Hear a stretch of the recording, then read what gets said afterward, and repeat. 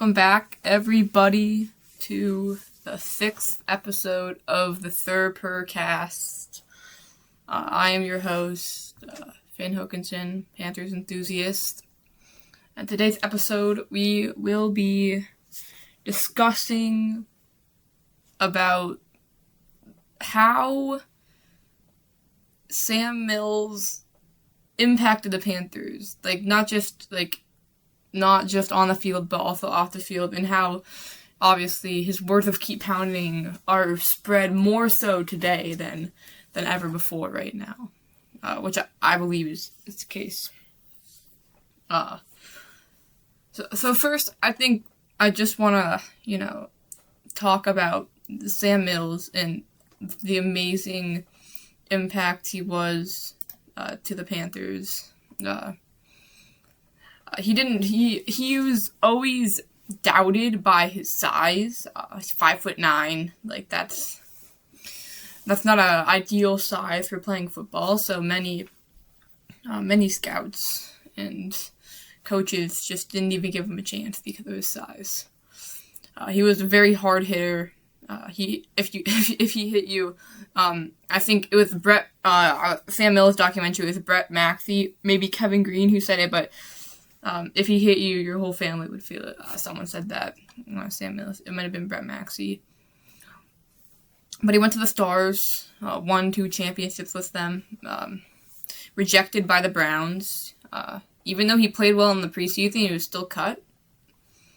But Sam Mills is the definition of keep pounding. He lived his life keep pounding. No matter what happened, he would just keep pounding. Sam Mills was an amazing player and a better person. I think he strived to be that. He did play time with the Saints, but when he went to the Panthers, Vic Fangio was the defensive coordinator, so he brought Mills along with him. But in the Panthers, I think definitely my favorite Panther player ever. Maybe not the best. It's still an amazing player. 99 tackles in the last season, 120 in 1996, which is their Super Bowl run. Amazing player. A Pro Bowl in 2020 or 1996. An All-Pro, first team All-Pro. Sam Mills and that Panthers defense in 1996, they're a big reason they're so successful, that defense. So not only, on the field he was insanely productive. In 1996, I think he had 5 interceptions and 5 forced fumbles. Which is just insane. I think he was 36 when that happened. Or maybe here, let me check that.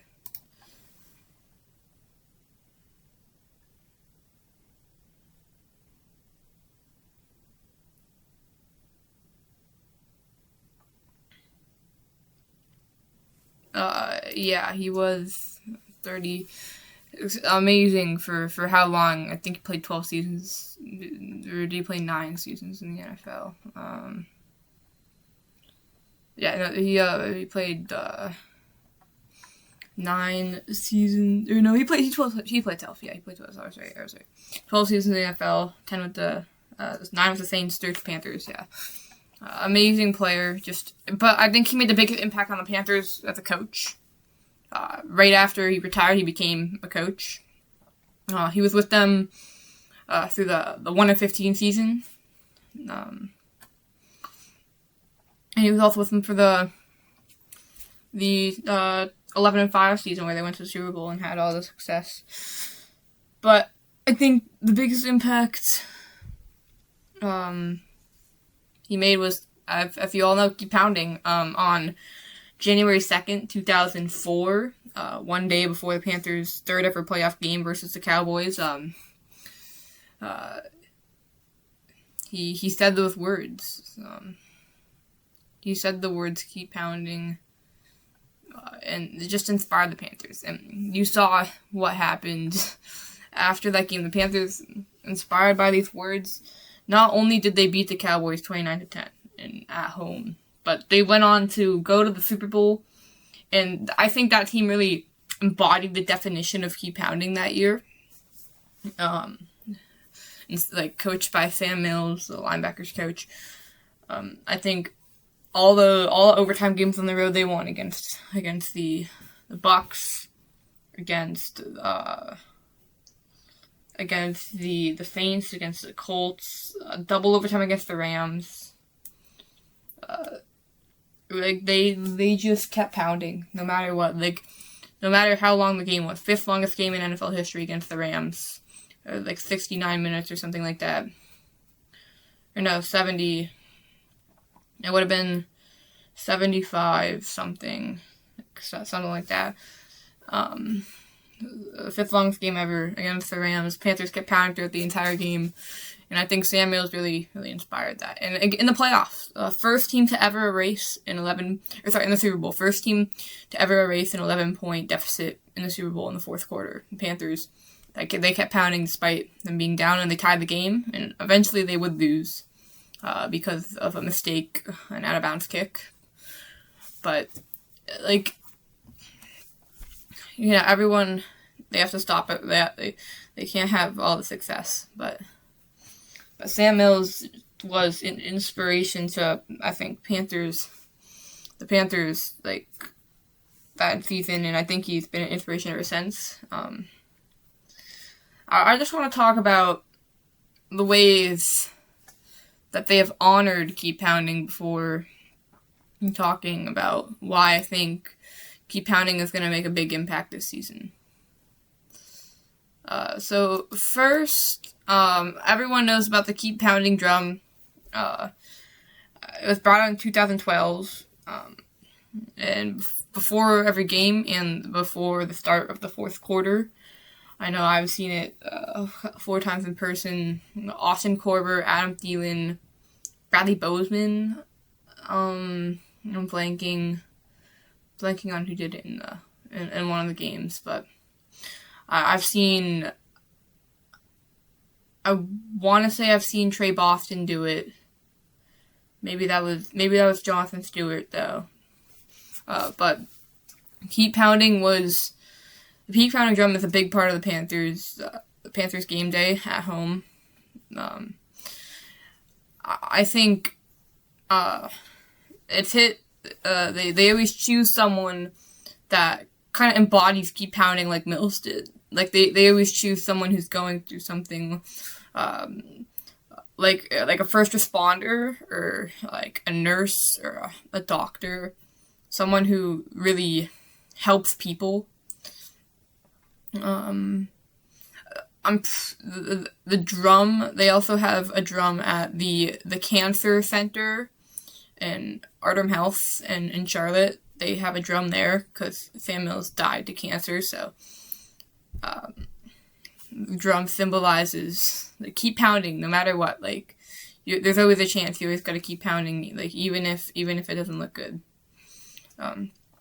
I know Sam Mills' wife did. Steph Curry and Cam Newton, I think, my 2 favorite to do it, especially Cam Newton before the Wildcat game. That was special. But they always hit it 4 times to symbolize the 4 quarters. It's always. Brad Hoover was the first person to ever hit the drum, who was a member of the fullback on the 2003 team, number 45. Amazing player, one of my favorite players. The thing that comes to mind most when I think of Brad Hoover, it's not really a play he made, but it's an announcer in the 2003 NFC Championship game versus the Eagles. I'm sure many of you know the Deshaun Foster touchdown that was just stretched to the outside, and the first thing that comes up is the announcer, I think, said gets over Hoover, who's I guess making a block. It's just he's always. He always is a part of the team. He always does what needs to be done, especially at fullback position. That's a very important thing. They always choose the Walter Payton Man of the Year award in week 15 or 16, which is the games I've been to. So I always see the Walter Payton Man of the Year award and then everyone chants keep pounding. Obviously, which, I mean, I have seen Keep Pounding being chanted more so, or sorry, I've heard, I don't know why I said seen. I have heard Keep Pounding being chanted more so than ever, but we'll get back to that later.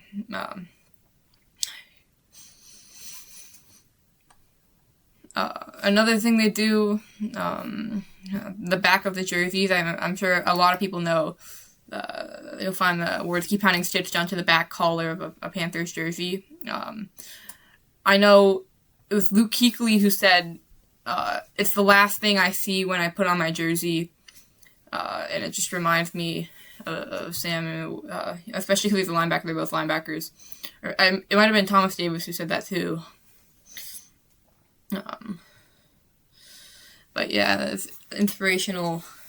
It's very prominent. It's not hidden, but it's also like, it's not like on the jersey. It's like, in a way, it's not hidden, but it's I'm just rambling now about how awesome the place is. But the Keep Pounding 5K is another thing they do with all the proceeds going to cancer research and cancer charity. They've raised $4.8 million. I think they've done it 16 times. The first one being in 2011. Got 16. Yeah, that's right. And it runs from Bank Stadium and starts, and then goes to the Levine Cancer Institute at Artem House. The Keep Pounding Day, somewhat recent, like 29 days ago, on May 1st, which I'm just realizing this now, but May 1st is 51. Kind of, like, 5th of May, 5th month, first day. I'm, like, I just realized that now. That's amazing, that it's 51, May 1st. It's a charity event. They partnered with Raise the Roof. One year they've carpooled, they've washed cars, they've had, like, NFL camps, like, they've hosted camps. It's a really cool event. Everyone in Panthers participates. And then the last thing, I mean, they have the Keep Pounding license plate too. You can pay extra to get a Keep Pounding license plate if you're in North Carolina. I know when I moved to North Carolina, which is in a long time from now, but if I live in North Carolina, I will definitely pay the extra, I don't know how much, but the extra money to get the Keep Pounding license plate, because that's awesome. They also do the Keep Pounding auction, again, with all the proceeds going to charity. It's just a normal NFL auction for the Panthers, but with all the proceeds going to charity for cancer research. And they've raised $3 million doing this.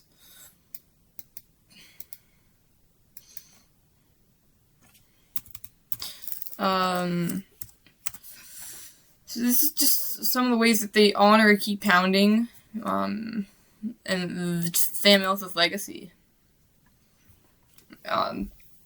And I really like this. And I think Keep Pounding, it's very, I know I try and live my life by the words of Keep Pounding. I don't know if I do a good job of it, but I love Sam Mills. He's my favorite Panthers player. Just the field mouse, the impact that he had. Leader of the defense. Obviously being with Vic Fangio, with the Saints, who traveled to Carolina, played as a defensive coordinator, he knew the system already. He knew the 3-4 system that Vic Fangio implemented in the Saints and with the Stars, a USFL team that he played on as well. I think I mentioned that earlier. But Mills knew the system, and he was always he was always a leader on the defense because he knew the system. He was always helping everyone out and making sure everyone knew it. And I know, I think it was Blaine Mills who said this, Sam Mills' wife, that Sam would know, like, he would talk to, like, the janitor. He would know everyone on the team. He would, like, talk to the janitor, like, the ball boy. Like, he was just such a good person, and he was always, like, nice. There's a clip on the Pro Bowl of him, like, just talking to a ball boy on the Pro Bowl who's, like, 12 years old or something. Like, that's, it just shows what the kind of person he is, just making small talk with the ball boy at the Pro Bowl who's, like, a child. It's just an amazing guy. Mills. And I think that Sam Mills' words are going to make a big impact this year on the Panthers. And my main reasoning for this is I feel like, I mean, this is obviously because they've started winning and made the playoffs, but I feel like there's been more Panthers fans, and the Panthers community has been growing stronger and been growing bigger. But the main reason is Dave Canales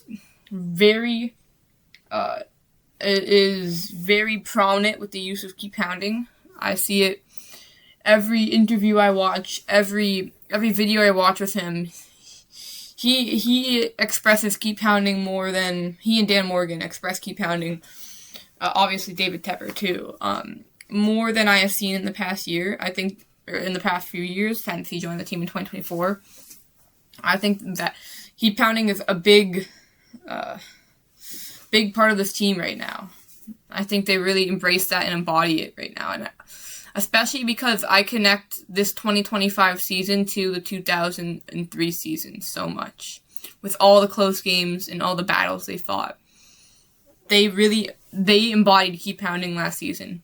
Like, no matter how close it was, they kept pounding. No matter, even with all the, next episode, by the way, even with all the setbacks they faced in Week 18, they kept pounding. And they didn't win, but they kept pounding. They didn't go out, they didn't just complain and go out, like, complain afterwards, but just focus on the game right now. That's what they did. They kept pounding.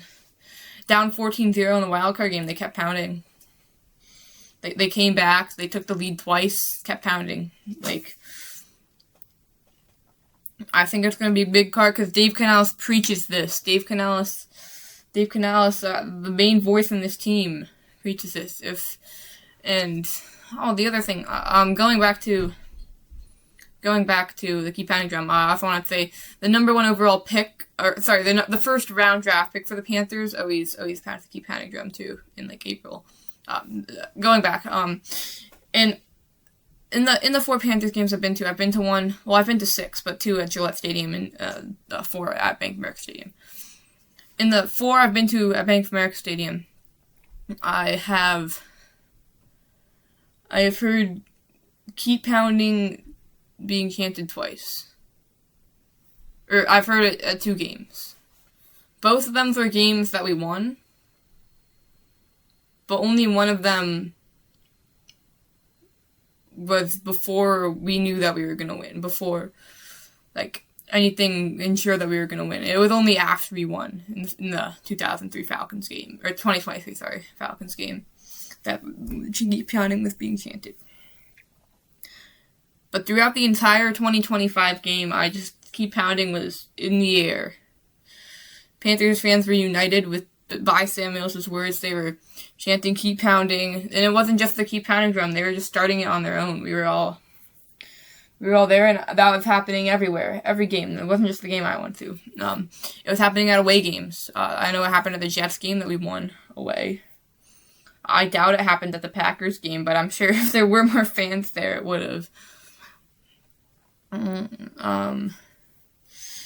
But I heard it throughout the game. I heard it, no matter what, spirits are always high. We always believed in this team. Every fan always had hope. Every fan always knew there was a chance for the Panthers to win.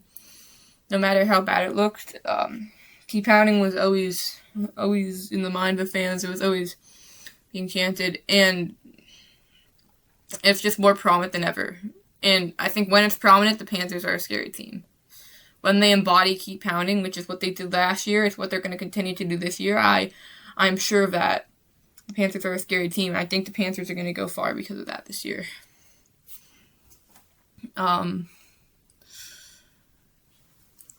Thank you for listening and watching. I shouted out another podcast, NFL podcast YouTuber, yesterday on episode 5, but they've recently changed their name to The Jungle Report, so I want to shout out The Jungle Report. I know I shouted out Joe Steve, but go show support to The Jungle Report, to the few that are actually listening to this. Thank you for watching. A sneak peek at tomorrow's episode. We will be discussing and complaining about the atrocity that the refs were in Week 18. But yeah, thank you so much. See you in the next one, and keep pounding.